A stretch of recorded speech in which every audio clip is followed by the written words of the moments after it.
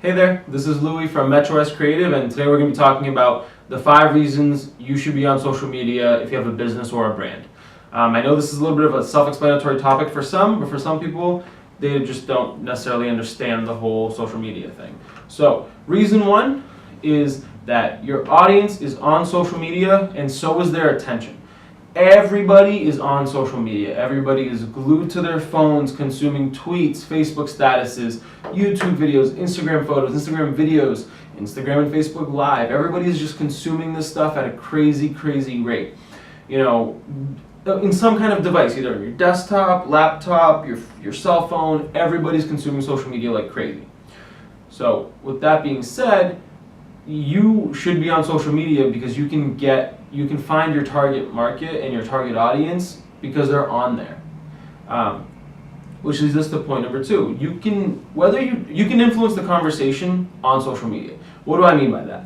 What I mean by that is that people are talking about your business or your brand whether or not you know it. People have good and bad experiences with everybody, and they share it on Facebook. Social media gave everybody a microphone, and people want to share their opinions, essentially. So if they had a great time at a restaurant, they're going to tell their friends about it, right on Facebook. If they had a bad time at a restaurant, they're going to tell their friends about it on Facebook. They'll leave nasty reviews, they'll leave great reviews. So by you being on social media, it allows you to influence that conversation. You can't stop people from leaving bad reviews or good reviews, but what you can do is create a conversation. You can, if someone leaves a bad review, you can talk to them and say, hey, I apologize if you had a bad time. Please, the next time you come in, we'll take care of you. Or if they had a good review, you can say, hey, so happy you had a good time. We appreciate you coming in. Hope to see you soon. That just builds a rapport. It creates this conversation, and it just puts you in a good light, which will only further people's opinion of you. Which leads me to the next point. Social media allows you to build relationships very easily. You could do it in your pajamas. Someone writes a bad or good comment about you on Facebook or Twitter, you can be sitting at home before you get up to go to work and write a 20-second response, which will allow you to create a relationship with someone. It's very, very easy. People are, like I said, people are out there talking, and when you build a good relationship with people, it just allows them, they'll see you in a better light, like I said, which leads us to our next point.